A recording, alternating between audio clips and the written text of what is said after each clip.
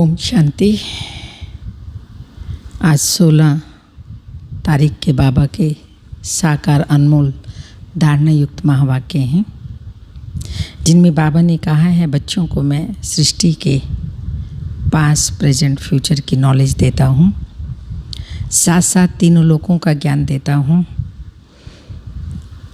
त्रिलोकीनाथ भी बनाता, त्रिकालदर्शी भी बनाता हूँ, और जिससे तुम ज्ञान का तीसरा नेत्र लेकर के आस्तिक बन जाते हैं। इसके साथ साथ बाबा ने कहा, कोई भी धर्म स्थापक को गुरु सतगुरु नहीं कह सकते, क्योंकि गुरु वह है जो गति सदगति करे, गुरु वह है जो साथ लेकर के जाए। वह गुरु केवल धर्म की स्थापना करते हैं, ना तो अधर्म का विनाश करते और ना ही किसी को साथ ले जाते। इसलिए सच्चा सच्चा सतगुरु एक बाप ही है। वही आकर के पापात्माओं को पुण्य आत्मा बनाता है, अर्थात पाप की दुनिया से पुण्य की दुनिया में ले चलता है। तो सुनते ही हैं बाबा के अनमोल धारणा युक्त महावाक्य। मीठे बच्चे, तुम इस ड्रामा के आदि मध्य अंत को जानते हो।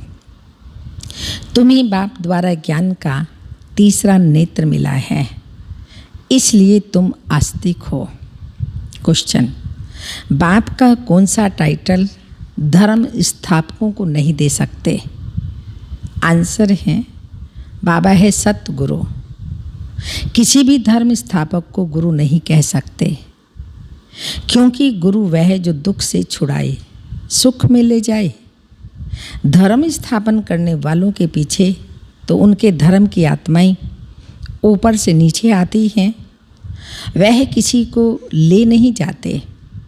तो बाप जब आते हैं तो सभी आत्माओं को घर ले जाते हैं, इसलिए वह कभी सभी के सतगुरु नहीं हैं। शिव बाबा सतगुरु हैं, वो नहीं हैं। बाबा सबको साथ ले जाते हैं।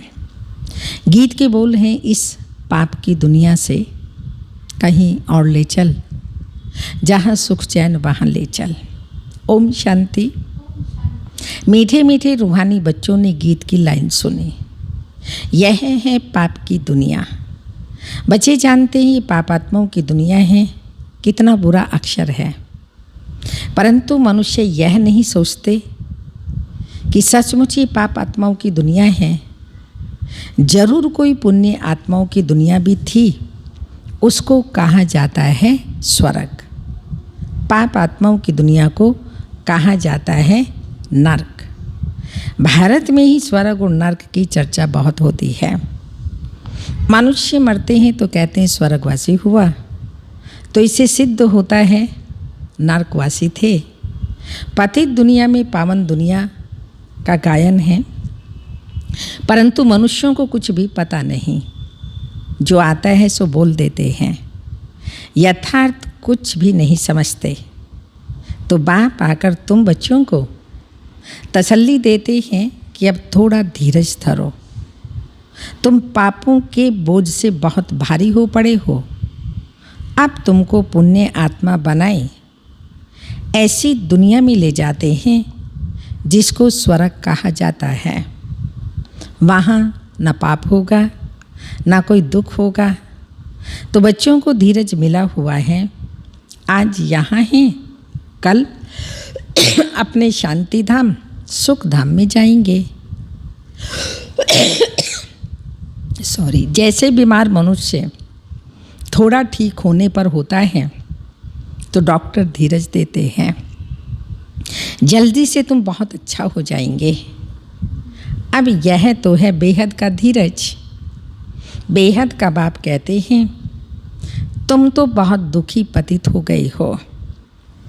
अब हम तुम बच्चों को आस्तिक बनाते हैं, फिर रचना का भी परिचय देते हैं। ऋषि आदि तो कहते आए हैं, हम रचयिता और रचना को नहीं जानते। अब उनको कौन जानते हैं, कब और किस द्वारा जान सकते हैं, यह किसी को भी पता नहीं है। ड्रामा के आदि मध्य अंत को कोई जानते ही नहीं।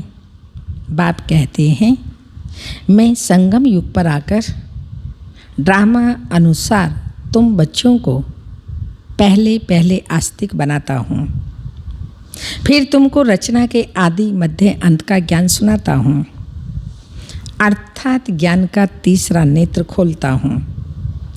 तुमको रोशनी मिली है, आँखों की रोशनी चली जाती है तो मनुष्य अंधे हो जाते हैं।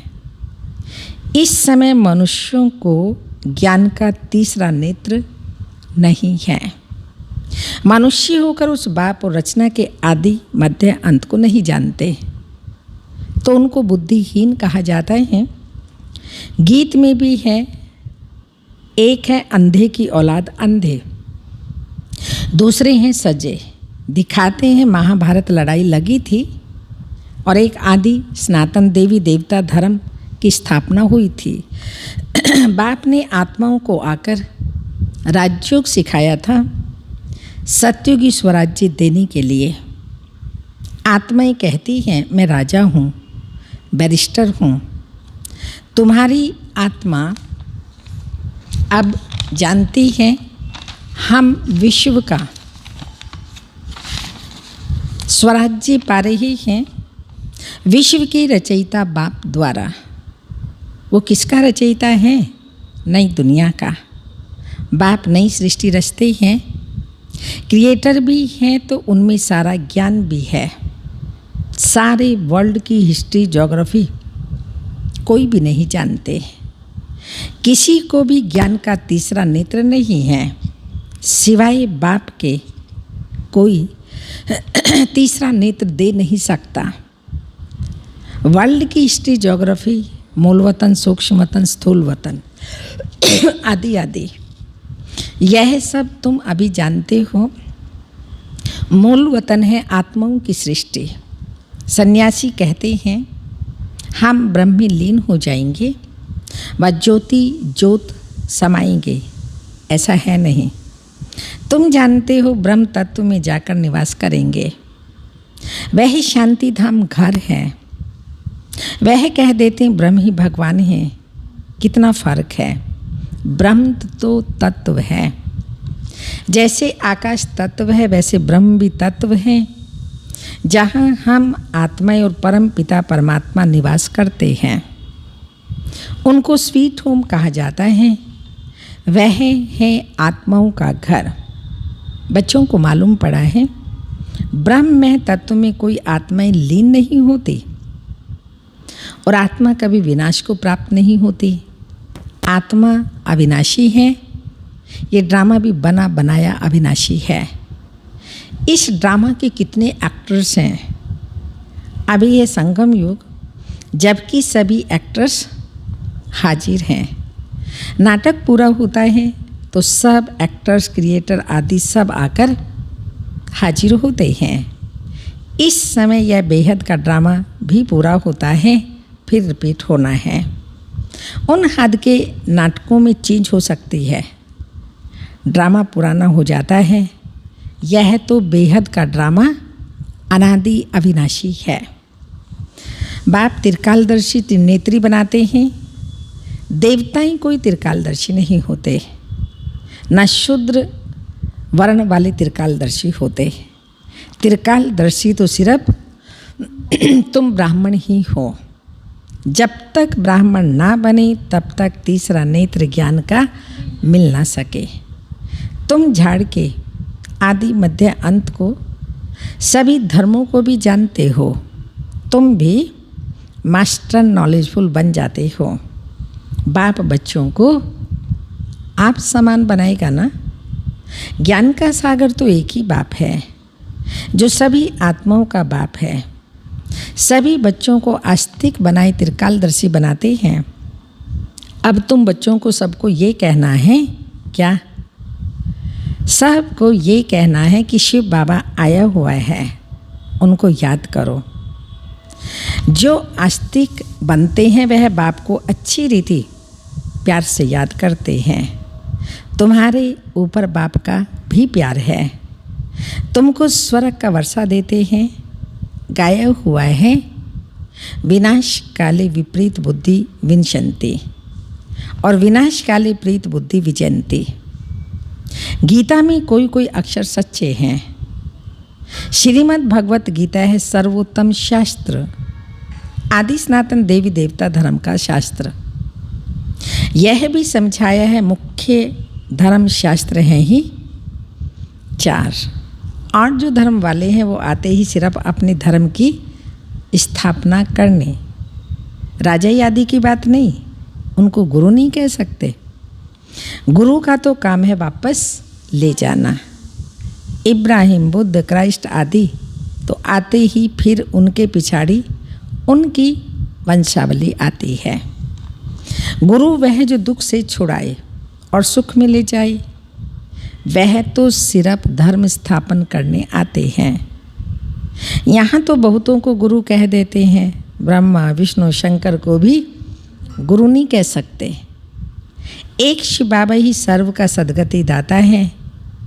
पुकारते भी हैं एक राम को, शिव बाबा को भी राम कहते हैं। बहुत भाषाएं हैं तो नाम भी बहुत रख दिए हैं। असुल नाम है शिव। उनको सोमनाथ भी कहते हैं। सोम रस पिलाया अर्थात ज्ञान धन दिया, बाकी पानी आदि की तो बात ही नहीं। तुमको सन्मुख नॉलेजफुल ब्लिसफुल बना रहे हैं। बाप तो ज्ञान का सागर है। तुम बच्चों को ज्ञान नदियाँ बनाते हैं। सागर एक होता है, एक सागर से अनेक नदियाँ निकलती हैं। अभी तुम संगम पर हो। इस समय ये सारी धरती रावण का स्थान है। सिर्फ एक लंका नहीं थी, सारी धरती पर रावण का राज्य है। राम राज्य में बहुत थोड़े मनुष्य होंगे। ये सिर्फ अभी तुम्हारी बुद्धि में है।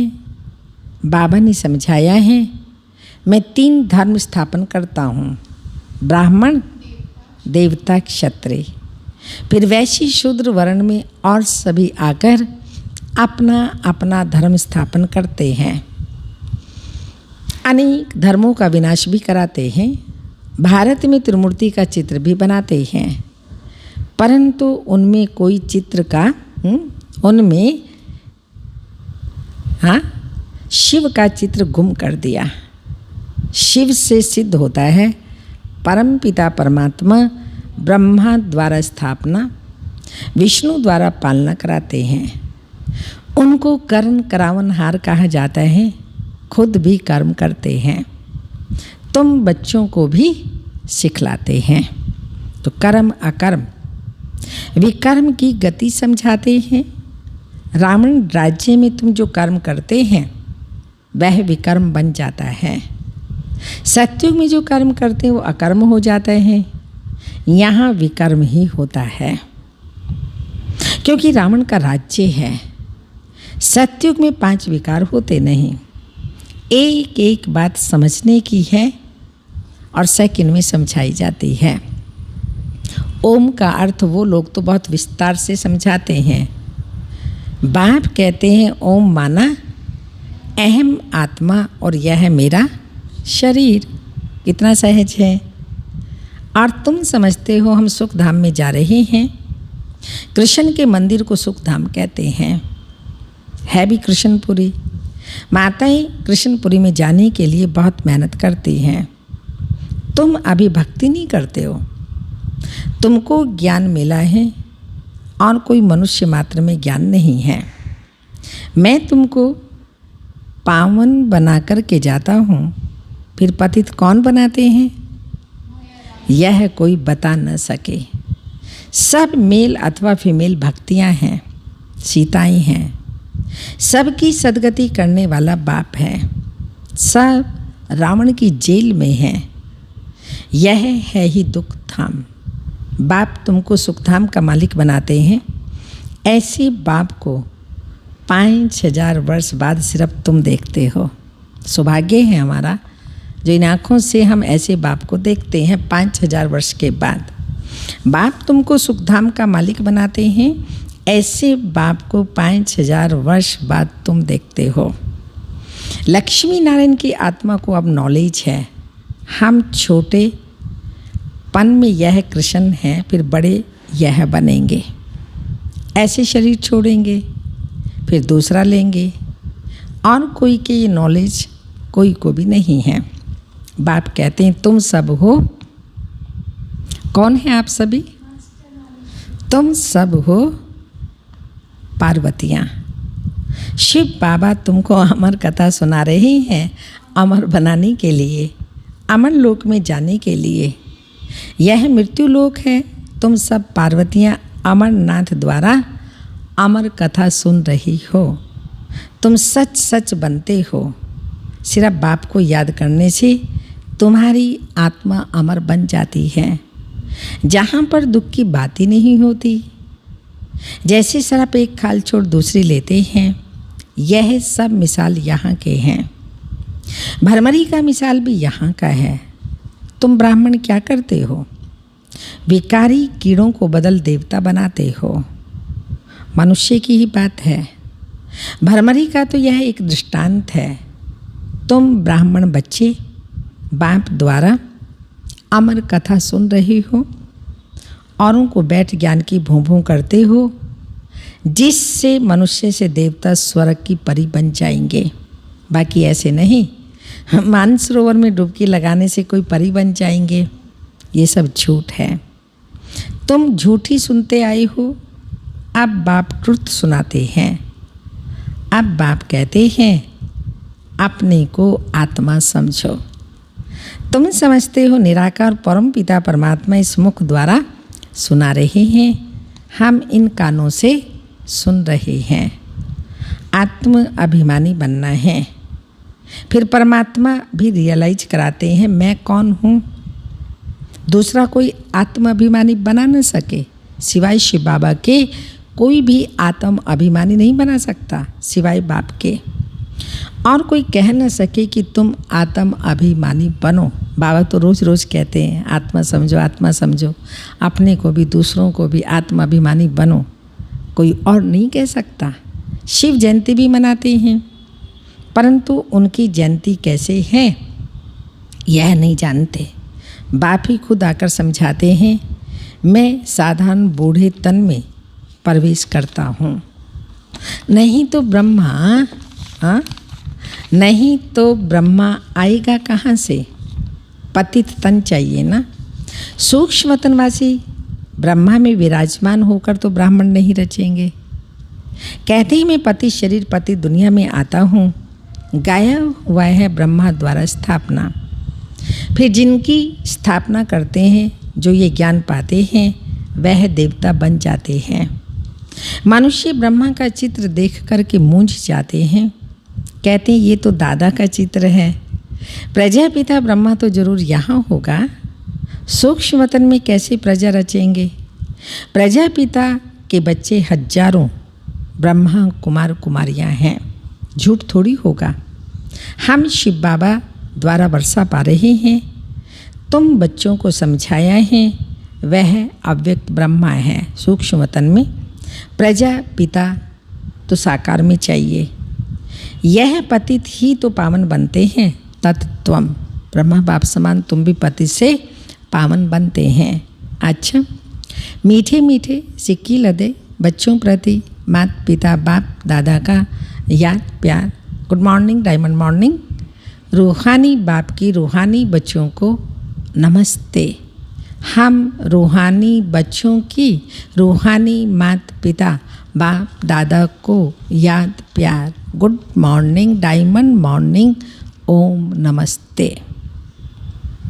धारणा के लिए मुख्य सार है आत्म अभिमानी बनकर इन कानों द्वारा अमर कथा सुननी है। ज्ञान की भूं कर आप समान बनाने की सेवा में रहना है। सेकंड पॉइंट, बाप समान नॉलेजफुल ब्लिसफुल बनना है। सोम रस पीना और पिलाना है। बाप समान नॉलेजफुल ब्लिसफुल बनना है। सोम रस पीना और पिलाना है। वरदान, फॉलो फादर और सी फादर के महामंत्र द्वारा एक रस स्थिति बनाने वाले श्रेष्ठ पुरुषार्थी भाव।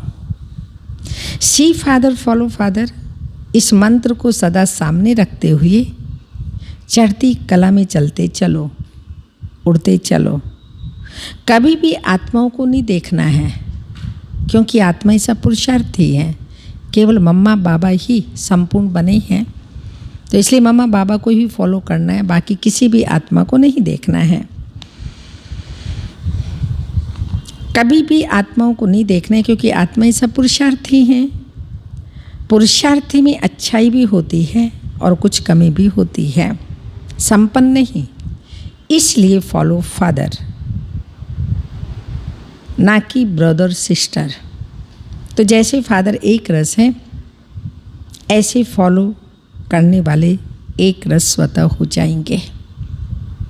स्लोगन, पर चिंतन के प्रभाव में ना आकर शुभ चिंतन करने वाले शुभ चिंतक मणि बनो। कोई भी थोड़ी छोटी मोटी बात सुनते हैं, प्रभाव में जरूर आ जाते हैं, और वो बातें कई बार मन में घर कर जाती हैं कि अवश्य ये ऐसा होगा, फलाना ये होगा। इसलिए बाबा कहते हैं, पर चिंतन के प्रभाव में नहीं आओ। कोई कैसी भी आत्मा है, हमेशा हर आत्मा के प्रति शुभ चिंतन करो, तब शुभ चिंतक मणि बनेंगे।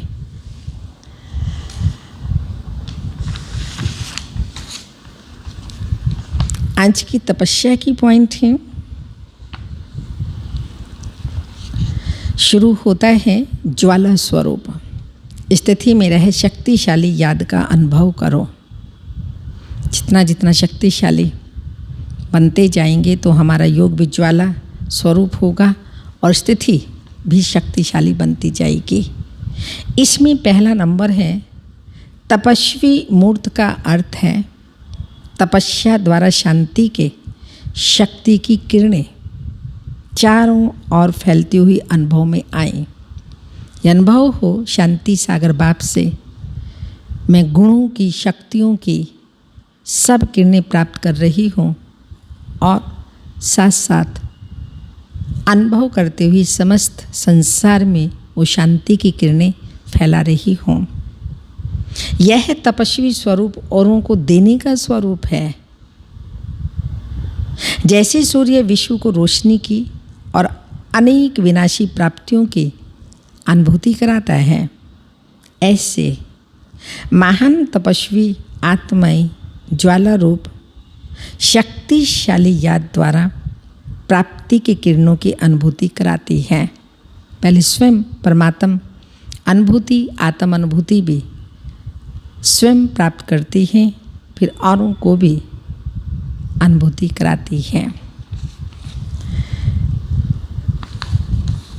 आज की दीदी जी की विशेषता की पॉइंट है लव और ला का बैलेंस। जितना ही बड़ी दीदी जी ईश्वरीय परिवार से प्यार करती थी, लव करती थी, उतना ही ला भी था। लव और ला का बैलेंस। दीदी अलौकिक माँ के रूप में सब कुछ नहीं भी देती, हर प्रकार से यज्ञ वत्सों को खाने पीने पहनने रहने की सुविधा देती, उनके स्वास्थ्य का ध्यान रखती, लेकिन कभी कोई ईश्वरीय नियम व मर्यादाओं में अलबेला होता, आलस्य करता या किसी मर्यादा को तोड़ता, उसे फौरन डायरेक्ट बुलाकर इशारा देती और सावधान करती थी। ऐसी थी प्यारी मीठी ममतामयी बड़ी दीदी जी। ओम शांति।